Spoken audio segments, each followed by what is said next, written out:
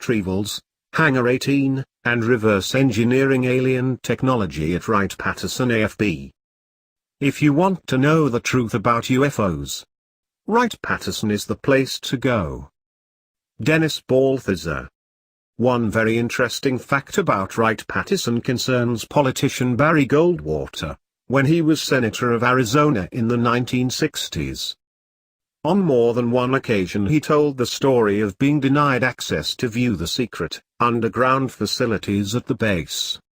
He arrived at the base, and made his request to see what was in Hangar 18. This request was forwarded to General Curtis LeMay. LeMay gave Goldwater a resounding answer of no, and told him to never ask again. On an appearance on Larry King Live, Goldwater stated that LeMay was mad as hell at him, and cussed him out for asking. He was told to never ask again. Since 1947, the year of the famous Roswell crash, there have been rumors that the US government has stored debris and artifacts from crashed flying saucers, and even bodies of the small, alien crew members of the downed spaceships. Much of the evidence of these crash retrievals leads to Dayton, Ohio, and Wright Patterson's Hangar 18. How much of the legend surrounding the famous Wright Patterson facility is true? In a 1981 book titled, Rêves Scientifiques OVNI, author Jean-Charles Fumu claimed that a man named Leon B. Viss was given access to a secret room where he saw two dead alien bodies. Viss, who researched cellular genetic material, was called to the base to show experiments of some of his research. Another unverified report relating to Wright Patterson was made by researcher Tommy Blann. Blann claims to have interviewed an unnamed colonel who told him that they did indeed have alien bodies at the base. A lady named Norma Gardner, who claimed to have worked at the base for years, and had a high security designation, says that her duties included inventorying recovered parts from crashed UFOs. She claims that she saw two dead alien bodies. Physicist Robert Sarbaker, while a consultant for the Department of Defense's Research and Development Board, told a group of Canadian scientists on September 15, 1950, that the US government did possess crashed saucer debris and alien bodies, and had been attempting to reverse engineer the technology. He claimed that they had not succeeded. Are there still alien beings, even possibly live beings, from other worlds at the infamous space in Dayton, Ohio? Stanton Friedman, when asked about UFO crash retrievals, stated that, "We have probably retrieved dozens of them." History of Wright Patterson Air Force Base. Originally called Wilbur Wright Field, the government installation was first opened in 1917 to train military personnel during the First World War. Soon, Fairfield Air Depot was created adjacent to Wright Field. In 1924, McCook Field Test Facility was closed, and the Dayton community purchased 4,500 acres which housed the various facilities. This took in the previously leased land of Wright Field, and the Wright and Fairfield facilities were combined into one.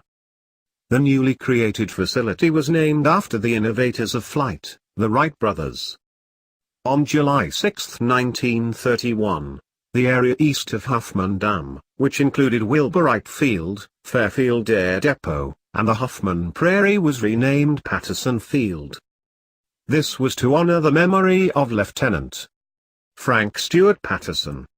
Patterson died in 1918, when a plane he was flying a test in, crashed after its wings separated from the craft. In 1948, the fields were merged under one name, Wright Patterson AFB. Testing new technology at Wright Patterson AFB. Wright Patterson is instrumental in testing new weapon technology, along with research and development, education, and many other defense-related operations.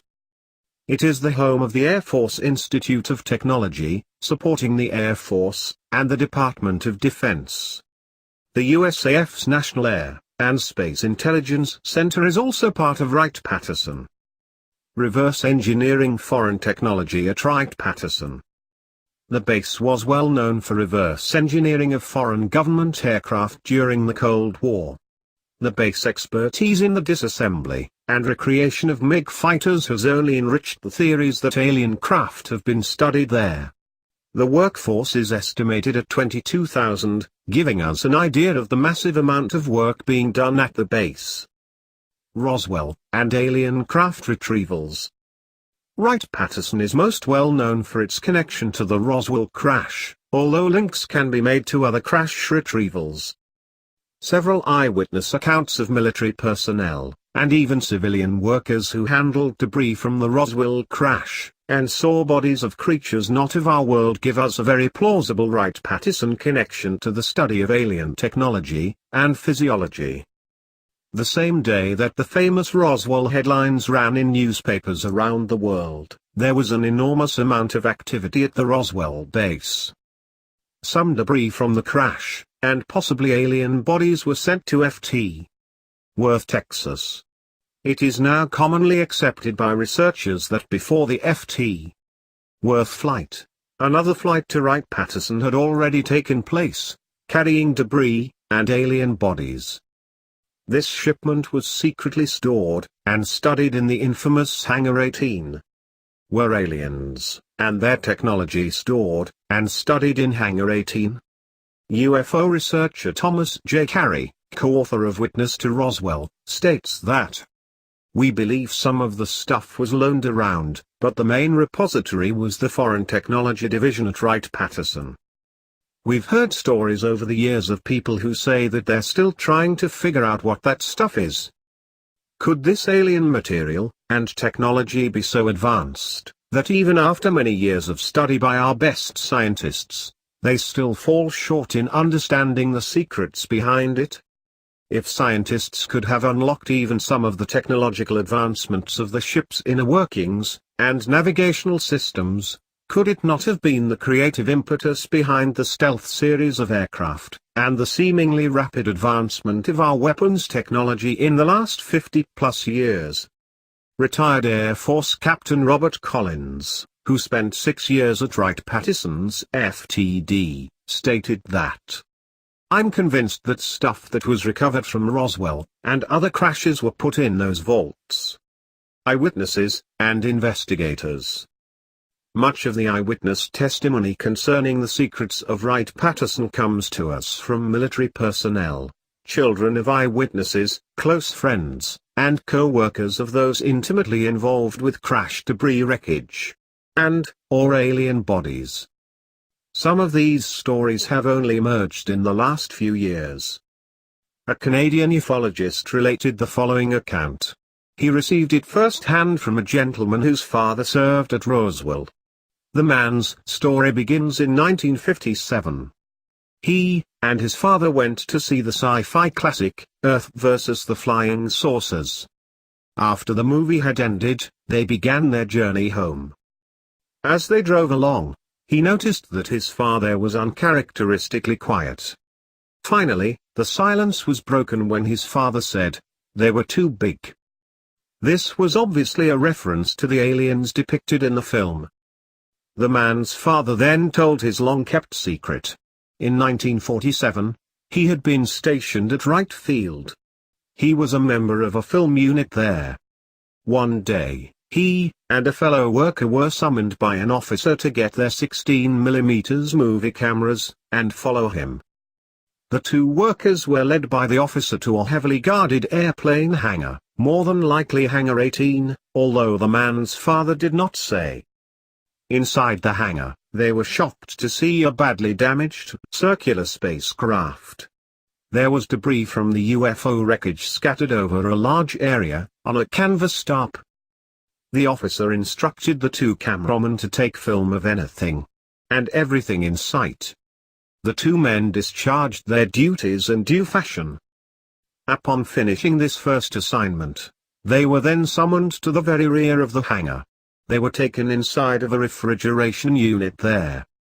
The man's father told his son that he was stunned to see two storage bins which held the bodies of two small alien creatures. The beings were very thin, gray in color, with large eyes, but no eyelids. One of these beings had obviously suffered bodily damage, while the other showed no apparent signs of injury. The secret goes all the way to the top. The highest state of security there is, stated Andrew Keisner, former New Mexico State Representative, referring to Wright Patterson. In a classified document from July 1947, then Director of the FBI, J. Edgar Hoover demanded that the U.S. military give the FBI access to the crashed disks. "We must insist on full access to disks recovered," stated Hoover. "The Army grabbed it, and would not let us have it for cursory examination.